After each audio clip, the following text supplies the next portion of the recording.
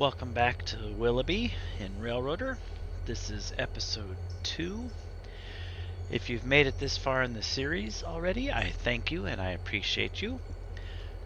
908, the train we followed in episode 1, has arrived on the main line in Willoughby, and upon arriving in the yard, realizing the switch crew is a little behind the times for switching, so I thought, while I get a little bit of switching done, if my computer will let me, we can talk about the yard, as this is one of my larger mods. The arrival departure tracks are full, so we will get some of those worked out, starting with peeling all these Whittier cars out of here because there's no reason to switch those. This yard is set up to flat switch. The basic setup is everything to the left of the main line in this view is basically original track, other than, like I said in previous episode, I have changed the ballast to the yard ballast because I think it looks better and it also distinguishes the track from more industrial track versus clean mainline track. Unfortunately, with my track centers the way they are, the main line does have the mainline ballast but does get kind of crowded in a little bit, and so it's not completely there, but visually I can still tell the main line from the rest, so I live with it for now. There are 3 arrival departure tracks. They are accessed to the main line separate from the switching lead, which I like. We have the switch engine pocket here, which the switch engines just came out of. They are now headed down into the arrival departure yard to grab some cars. The original yard was the first 5 classification tracks here, and then I realized that that wasn't going to be enough for destination switching with how I run the railroad, so I added 5 more arrival departure tracks, which are shorter than the other ones. So the long 5, I use those for interchange destinations: Andrews, Alarka Junction, Epps Springs, Silva, so forth. The shorter tracks, I use those for what I call shorts, which are usually industry spots and local stuff where the train isn't going to be 60 cars long. Each of these tracks holds between 60 and 70 cars depending on the track. Looking at this now, like these Kirkland Valley cars, that ends up being a lot of cars. They should probably be over in one of the long tracks, but that's something I'll take up with the yard master down the road. So this is Willoughby as it sits. The lead on this end is set up for basically flat switching, and it's long enough to pull out. The tail comes back through a crossover. The back side of the Y for Conley branch has been removed. I have also updated the Conley branch. Maybe as part of this episode we will run the switch engines up there as part of the Willoughby episode, because the switch engines are the ones that run up there usually and pull and spot the logs and pulpwood when there's pulpwood up there. But like I said, I have revamped that branch line as well, and I think to date now I have not spotted a single pulpwood car in there since I did so, which is sad. Makes me sad. Someday when I have time. So let's get the switching started.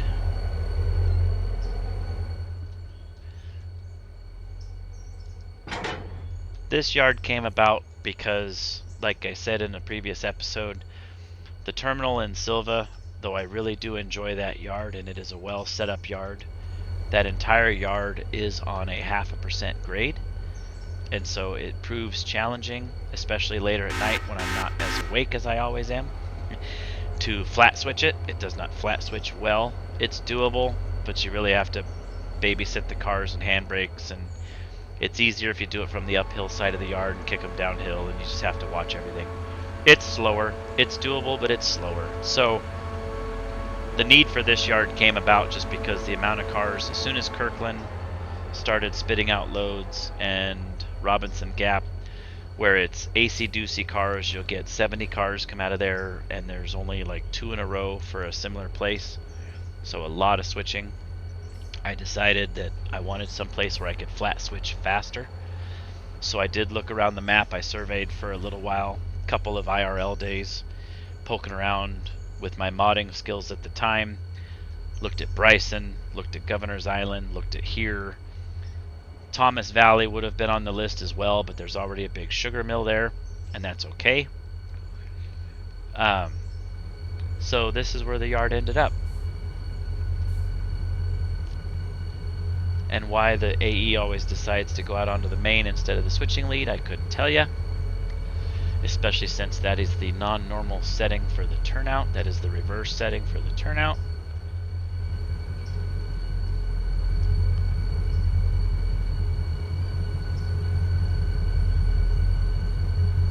I do find that sometimes you have to babysit it and give it a give it an intermediate waypoint to make sure it goes a particular route if you're focused on wanting it to go a certain way. Because now, as I set this to go to the yard, it's going to have to go all the way out and down and through that crossover.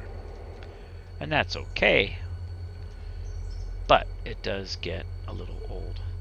So what I do when I'm switching is I set the first bumper of cars down near the end of the track. This is a nice slug of cars for the mill, so I pick a track that I want to send the mill cars to, and I'll have the switch engine shove them all the way down there, and I'll set 2 or 3 handbrakes, so as I kick cars in against them, they hold the cars in the track. Ask me why I do that. In the beginning I didn't do that. I assumed kicking the cars at a gentle pace. I had a set of cars one night that just decided they were going to head for Wilmot because for some reason the physics was doing its thing, and they just rolled and rolled and rolled and rolled and rolled.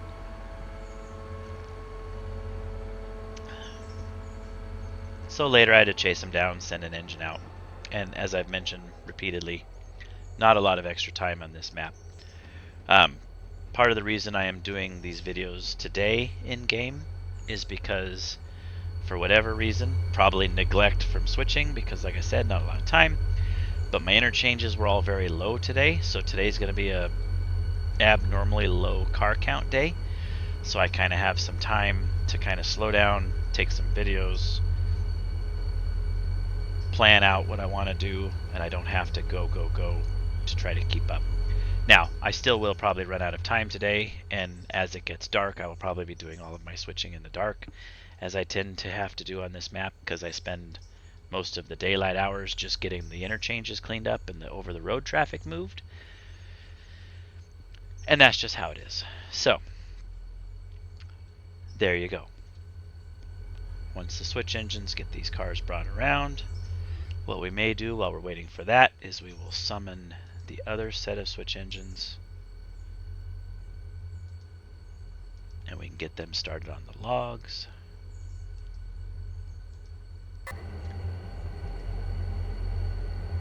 Oh, look at that, more Whittier cars. Sugar mill creates a lot of cars.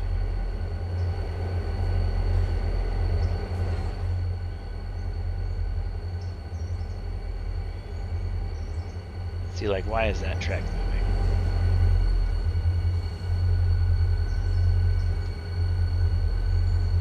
That track should definitely not be moving, because it's level track.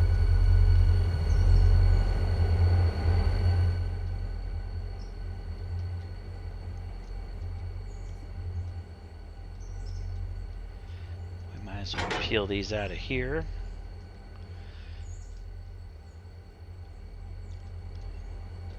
We'll just go ahead. Oh, can't do anything because the main is blocked. So, scratch that idea.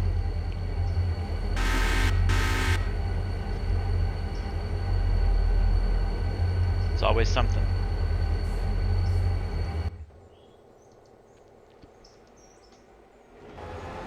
Always something.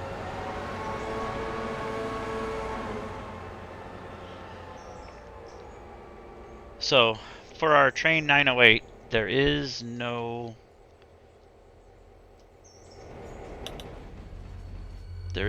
easy cars to switch out for pickup. So, that train is headed westbound to Andrews, which means from here it can pick up anything for Bryson, it can pick up anything for Epps Springs, it can pick up anything for Alarka Junction, and it can pick up anything for Andrews. So, we'll look through the yard real quick, see if there's anything worth picking up. My take is we fill it We fill it with Andrew's cars.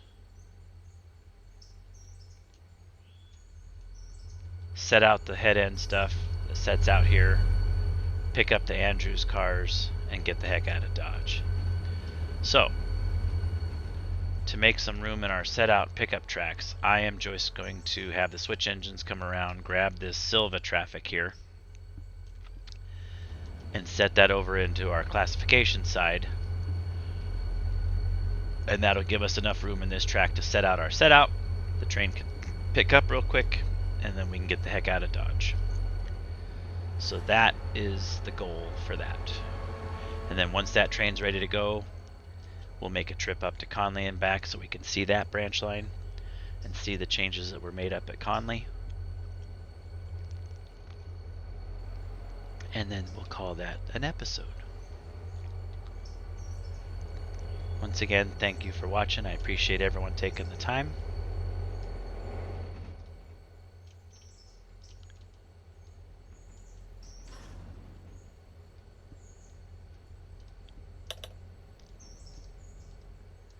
So do 3 brakes there.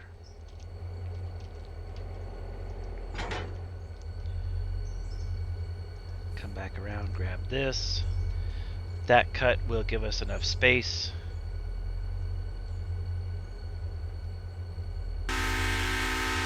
Did I mention when there's a lot of cars in this yard, it does not like to do stuff.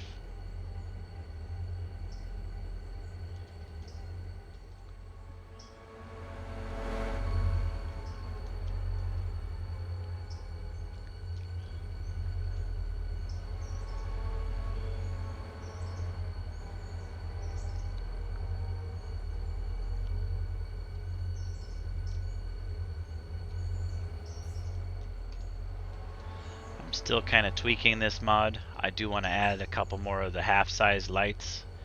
CLB's asset pack, there are some lights that are half this height. I have noticed when I'm kicking cars, I tend to be right about here, and at night it's dark through here, so I want to put a couple more towers just to kind of light up the beginning of this lead. I think that would be definitely handy, because when I do my kicking, when I do my switching and kicking, it's all done manually. I run the engine manual, and I kick them just like we did when I was at Union Pacific. So it's fast. I can break down 50, 60 car train in like a half hour, 20 minutes, even in the game here. I've only sent the wrong car down the wrong track, I think, twice since I've done this, which also happens in the real world.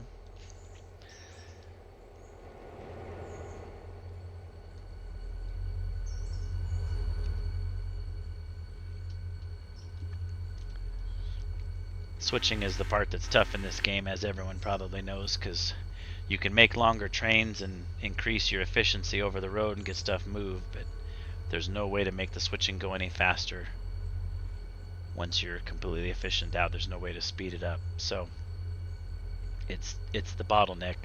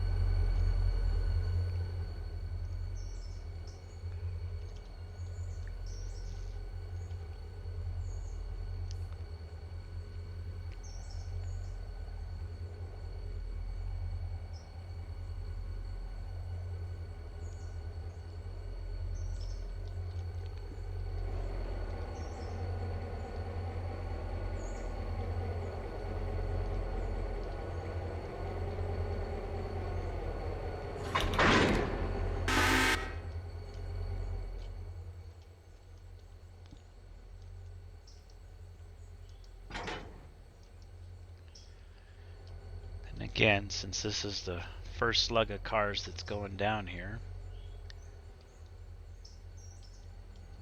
we will create ourselves a kicking buffer, buffer, depending on what country you're from, I guess.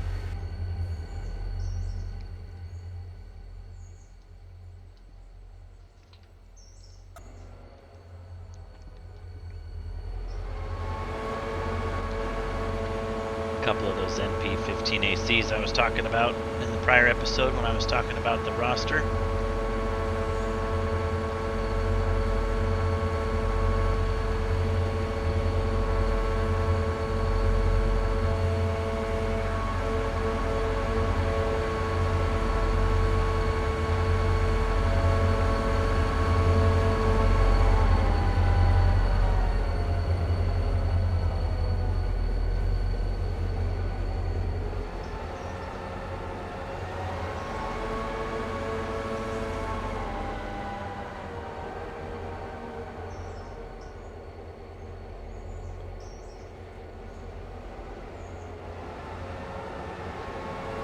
All 4 of the MP15s on the roster were purchased used off the used equipment market list. They were all rebuilt, well, except 31. I think 31 was pressed into service before it got overhauled. It needs an overhaul still. But the other 3 were overhauled and rebuilt, and then used in switching service. And as previously mentioned, I like them. Just, it'd be nice if they sounded like 645s. But it's a beautiful model.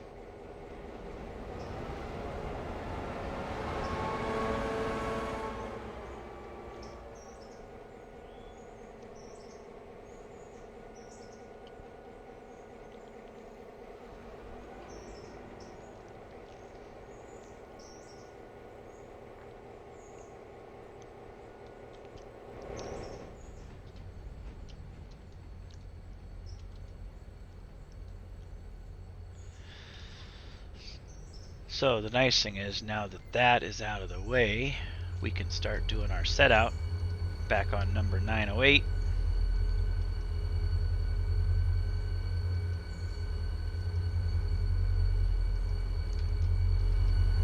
So let's do that if we can. Come on, GPU.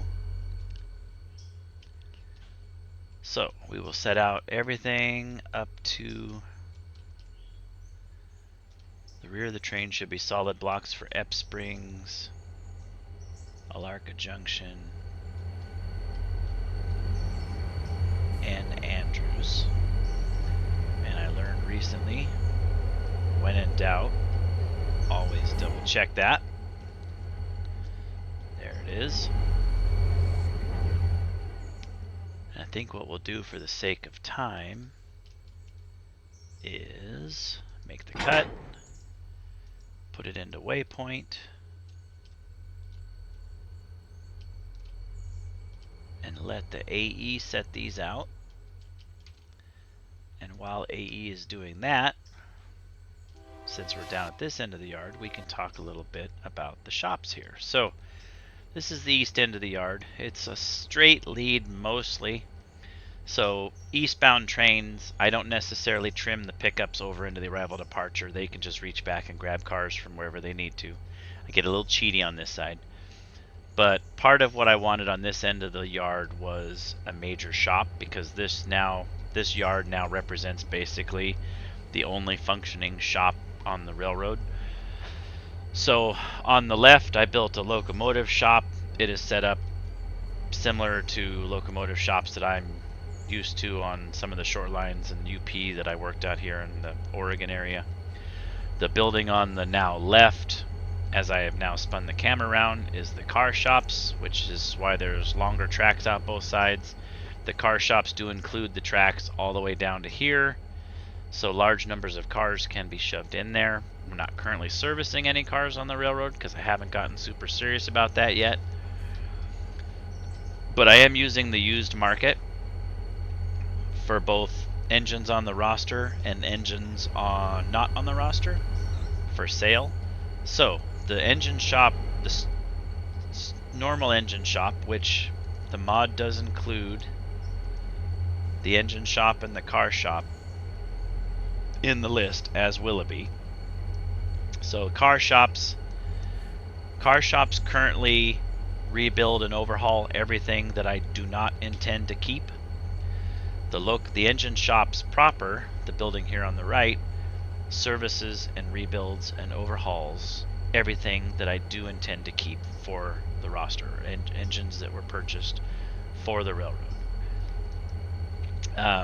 That's what this line of engines out here is. In fact, 926, 925, and 703 recently just came out of the shop. They are freshly rebuilt and overhauled. They are now being fueled slowly. Once that is done, they will get coupled up into a usable set or mixed in with other sets depending on the needs of the railroad, and they will get sent out. Every set of power that comes into this yard and gets pulled off a train to get put on a different train does come to the shop and get serviced back up to 100% and fueled before it goes back out. I'm getting better about that, even with the time constraints on the map. But anyway, this is the service facilities. Turntable is specifically for turn-in diesels. There's no Y. I wanted to put a Y in. I'm like, there's not a lot of space. I didn't want to cram it and make it look... the rest of the yard, in my opinion, turned out really well. I didn't want to then cram a Y in and kind of detract from the believability of the rest of the terminal. So, in Portland, where I worked for Union Pacific, we had a turntable still in the ground that literally was just, it was on a lead into something. They used it to spin diesels around to put together consists. So I set up a similar situation for this world, and it will work for now until I come up with something better and or just decide that that's how it's going to stay.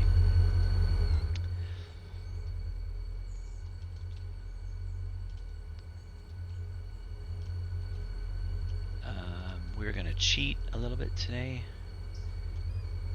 Actually, where'd the switch engines end up? Where'd our buddy go? They're back here. So let's set these out. Put our brakes on these. And then we'll have the switch crew trimmed together.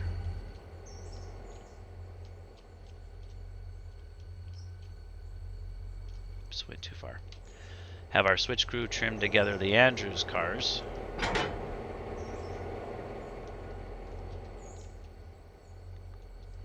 So that we can get headed out of town.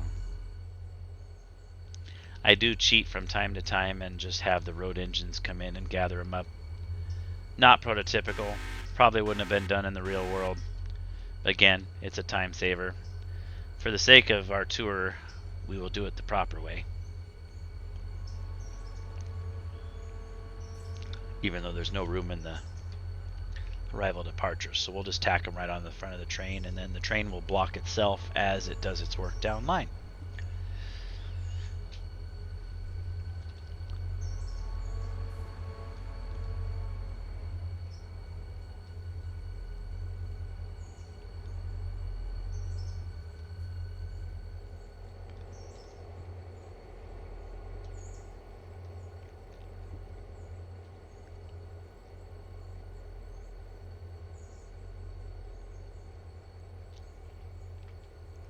I have speed set for all the tracks in the yard. The body of the yard is good for 15 miles an hour. The arrival departure yard is good for 20.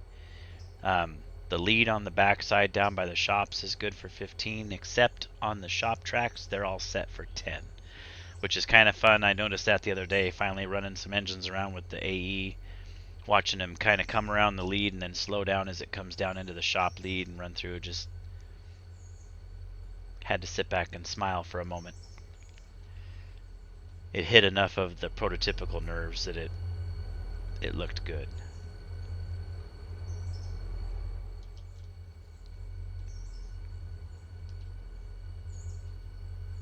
In fact, while we're waiting for these to come around, it's afternoon. Might not hurt to give the old used equipment list a once over, just to see what there is.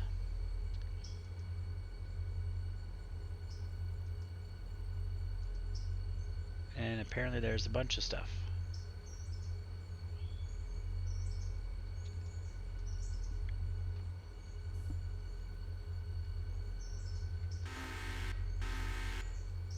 We'll take a Jeep 40 for 12 grand. That's rebuildable at a profit.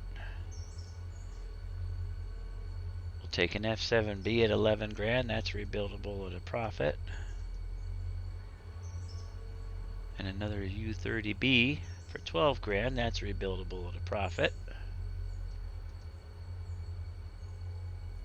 And an SW1, which is probably rebuildable for a profit, but not a big enough margin, which is a shame because there was a time in this save when the entire fleet of locomotives was 36 SW1s, and they ran the whole railroad, Silva to Andrews, and ran it well, and it looked cool. And then somebody had to go do the Jeep 38s, which are beautiful models, and it turned the Willoughby's world upside down. And here we are. And that might be happening again, as recently discovered. There's a really beautiful model of an RSD 15/17 out, which might be turning the Willoughby world upside down yet again. We'll see how that goes. Stay tuned.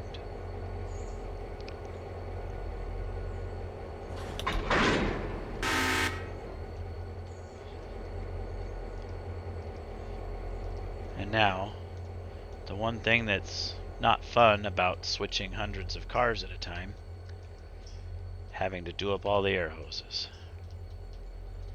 Need a full-time carman just on duty just to do up air hoses for us. Would be perfect.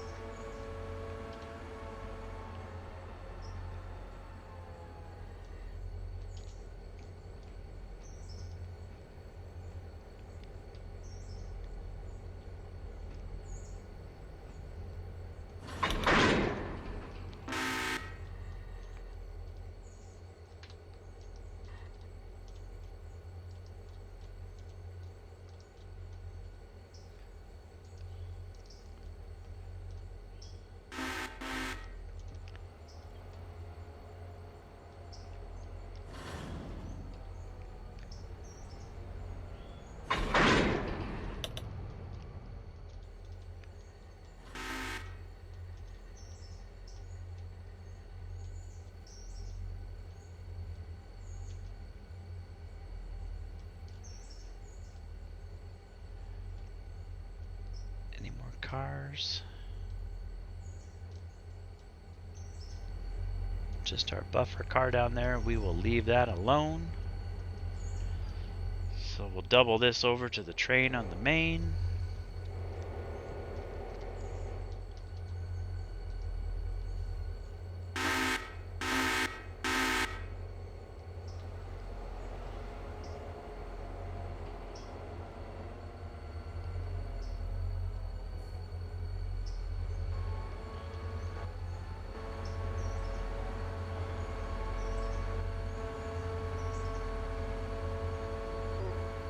Something I didn't cover while that doubles around. In the shops, oh, while we're here, these 3 tracks here are the original interchange yard. They are compatible with the original interchange, so if this yard is activated at the beginning of game, the interchange will continue to be these 2 tracks right here. The only thing that's really changed on this side is the other runaround. Instead of coming back in, I did run it all the way down to the far end and tie in the back leg of the sawmill for ease of switching. And it seems like every Whittier mod that's out there has some version of that built into it as well. It's a fairly common thing I've noticed. But at the engine facility, there's also 2 tracks that run through the building, or between the buildings. Each building has its own track for car parts or repair parts to arrive. So anything spotted adjacent to the building, the repair parts go to that shop. And then the fuel spot is behind it here. Fueling rack is adjacent, piped underground. Eventually I want to put a couple tanks and a couple little more detail in here. That is in the near future for this yard. Between that and the lights at the far end, I will then probably consider this complete because I do like how it runs otherwise. And then I will leave it alone because as with every good thing, there comes a point when you just have to leave it alone. And I think we're almost there with this yard. and it does function and run very well.